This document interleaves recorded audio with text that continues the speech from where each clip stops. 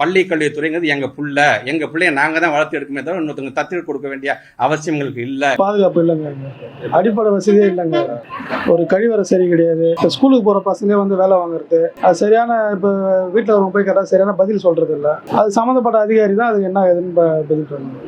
அவங்க ஏதாவது ஒரு நிகழ்ச்சி நடத்தும் போது அப்போ மட்டும்தான் வந்து பார்க்கறதுக்கு ஒரு பெரிய ஸ்கூல் போல காட்டுறாங்க. ஸ்கூலை கிளீன் பண்றது, ஸ்கூலை சுற்றி எல்லாத்தையும் ஒரு பாதுகாப்பாக பண்றது, அதெல்லாமே அவங்க வந்து போயிட்ட பிறகு திரும்ப அது ஒன்றுமே கிடையாது. அது நிறைய கெட்ட விஷயங்கள் நிறைய நடக்குது. இப்போ எதுவுமே இப்போ ஒரு ஃபர்ஸ்ட் இருந்த போல இல்லை. கவர்மெண்ட் ஸ்கூல்லாம் வந்து எப்படி இருக்கணும்னா ஒரு டிசிப்ளின் கிடையாது, டைமிங் கிடையாது, எதுவுமே கிடையாது. அவங்க ஏதோ ஸ்கூலுக்கு வந்தால் போதும், படிக்கல அப்புறப்பட்ட விஷயம் அது அப்படின்னு விட்டாங்க, அவ்வளோதான். பர்சன்டேஜ் அதெல்லாம் இப்போ சுத்தமாக கிடையாது. இப்போ நிறைய பெற்றோர்லாம் பயப்படுறாங்க ஸ்கூலுக்கு அனுப்புறதுக்கு. பசங்களை வாழ்வாதாரம் இல்லாதவங்க வந்து ஸ்கூலுக்கு அனுப்புறதோட நம்ம அனுப்பாமே விட்டுடலாம், நம்மளால காசு பணம் கிடையாது, பசங்க ஏதாவது போய் வேலை செஞ்சால் போயிடுச்சுக்கிட்டோன்னு சொல்லிட்டு விட்டாங்க.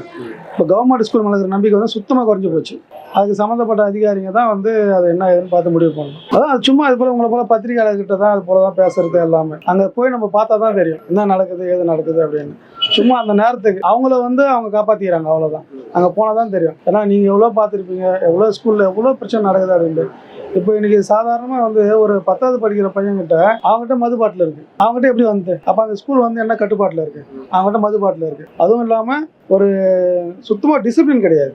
ஒரு டீச்சர் வாத்தியார் முன்னாடியே வந்து அவன் ஒரு போதையில் போகிறது, ஒரு குவைட் ஸ்கூலில் வந்து ஒரு பொண்ணுக்கிட்ட சகஜமாக பேசுறது கேட்டால் வந்து அந்த வாத்தியாருக்கோ அந்த டீச்சருக்கோ அந்த ஒரு ரெஸ்பான்ஸும் கிடையாது. இப்போ நம்ம பொதுமக்கள் போய் அவங்ககிட்ட கேட்டோம்னா நாங்கள் என்னப்பா பண்ண முடியும், நாங்கள் ஒன்றும் பண்ண முடியாது, அவங்க அப்படி தான் இருக்காங்க, நாங்கள் என்ன பண்ண முடியும், அலட்சியமான ஒரு பதில். இதெல்லாம் வந்து சம்மந்தப்பட்ட அதிகாரிக்கு தெரியாது. அவங்களோட சேஃப்டிக்கு அவங்க சொல்லிட்டு போயிடறாங்க, அவ்வளோதான். வெளியே தெரிஞ்ச ஒரு விஷயம் வெளியே தெரியாமல் நிறைய விஷயம் நடக்குது. அது நிறைய வந்து மறைச்சிடுறாங்க. இப்போ கவர்மெண்ட்ன்றதால வெளியே சொன்னால் பிரச்சனை வரும் அப்படின்றதால எல்லாம் மறைச்சிடுறாங்க. நிறைய நடக்குது, அது தொடர்ந்து நடந்துட்டு தான் இருக்காது. அது நிறைய பேர் வந்து மறைச்சிடுறாங்க. வெளியே சொன்னால் நம்மளுக்கு ஏதாவது பிரச்சனை வருமோ அது வருமோன்னு மறைச்சிடுறாங்க. ஃபர்ஸ்ட் இருந்த போல ஒரு டீச்சர் வாத்தியார்லாம் இப்போ கிடையாது. எல்லாமே வந்து அவங்கவுங்க சேஃப்டி அவங்க பார்த்துக்கிறாங்க, அவ்வளோதான். பசங்க படித்தாலும் படிக்கலனாலும் அதை பற்றி எந்த கவலையும் கிடையாது. இப்போ நீங்கள் போய் கணக்கு எடுத்தீங்கன்னா கவர்மெண்ட் ஸ்கூல்லாம் வந்து போகிறதோட பசங்க போகாமல் இருந்துடலாம், அப்படி தான் இருக்குது. இது இப்போ இருக்கிற நிலைமை அப்படி தான். கவர்மெண்ட் ஸ்கூல் பசங்களை அனுப்புறதோட ஏதாவது வேலைக்கு அனுப்பலாம் அப்படின்னு நிலைமையில தான் இருக்குது. அப்படி தான் போயிட்டு. பாதுகாப்பு இல்லைங்க, அடிப்படை வசதியே இல்லைங்க. ஒரு கழிவறை சரி கிடையாது. இப்போ ஸ்கூலுக்கு போகிற பசங்களே வந்து வேலை வாங்குறது, அது சரியான இப்போ வீட்டில் அவங்க போய் கேட்டால் சரியான பதில் சொல்கிறது இல்லை. அது சம்மந்தப்பட்ட அதிகாரி தான் அதுக்கு என்ன ஏதுன்னு பதில் சொல்லணும். அவங்க ஏதாவது ஒரு நிகழ்ச்சி நடத்தும் போது அப்போ மட்டும்தான் வந்து பார்க்கறதுக்கு ஒரு பெரிய ஸ்கூல் போல காட்டுறாங்க. ஸ்கூலை கிளீன் பண்ணுறது, ஸ்கூலை சுற்றி எல்லாத்தையும் ஒரு பாதுகாப்பாக பண்ணுறது, அதெல்லாமே அவங்க வந்து போயிட்ட பிறகு திரும்ப அது ஒன்றுமே கிடையாது. அது நிறைய கெட்ட விஷயங்கள் நிறைய நடக்குது. இப்போ எதுவுமே இப்போ ஒரு ஃபர்ஸ்ட் இருந்த போல இல்லை. கவர்மெண்ட் ஸ்கூல்லாம் வந்து எப்படி இருக்கணும்னா ஒரு டிசிப்ளின் கிடையாது, டைமிங் கிடையாது, எதுவுமே கிடையாது. அவங்க ஏதோ ஸ்கூலுக்கு வந்தால் போதும், படிக்கல அப்புறப்பட்ட விஷயம் அது அப்படின்னு விட்டாங்க, அவ்வளோதான். பர்சன்டேஜ் அதெல்லாம் இப்போ சுத்தமாக கிடையாது. இப்போ நிறைய பெற்றோர்லாம் பயப்படுறாங்க ஸ்கூலுக்கு அனுப்புறதுக்கு. பசங்களை வாழ்வாதாரம் இல்லாதவங்க வந்து ஸ்கூலுக்கு அனுப்புறதோட நம்ம அனுப்பாமே விட்டுடலாம், நம்மளால காசு பணம் கிடையாது, பசங்க ஏதாவது போய் வேலை செஞ்சால் போயிடுச்சுக்கிட்டோன்னு சொல்லிட்டு விட்டாங்க. இப்போ கவர்மெண்ட் ஸ்கூல் மேலே இருக்கிற நம்பிக்கை வந்து சுத்தமாக குறைஞ்சி போச்சு.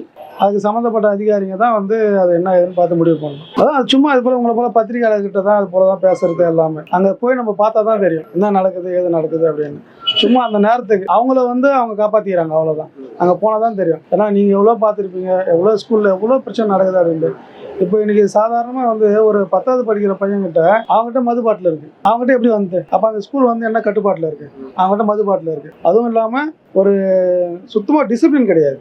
ஒரு டீச்சர் வாத்தியார் முன்னாடியே வந்து அவன் ஒரு போதையில் போகிறது, ஒரு குவைட் ஸ்கூலில் வந்து ஒரு பொண்ணுக்கிட்ட சகஜமாக பேசுறது கேட்டால் வந்து அந்த வாத்தியாருக்கோ அந்த டீச்சருக்கோ அந்த ஒரு ரெஸ்பான்ஸும் கிடையாது. இப்போ நம்ம பொதுமக்கள் போய் அவங்ககிட்ட கேட்டோம்னா நாங்கள் என்னப்பா பண்ண முடியும், நாங்கள் ஒன்றும் பண்ண முடியாது, அவங்க அப்படி தான் இருக்காங்க, நாங்கள் என்ன பண்ண முடியும், அலட்சியமான ஒரு பதில். இதெல்லாம் வந்து சம்மந்தப்பட்ட அதிகாரிக்கு தெரியாது. அவங்களோட சேஃப்டிக்கு அவங்க சொல்லிட்டு போயிடறாங்க, அவ்வளோதான். வெளியே தெரிஞ்ச ஒரு விஷயம் வெளியே தெரியாமல் நிறைய விஷயம் நடக்குது. அது நிறைய வந்து மறைச்சிடுறாங்க.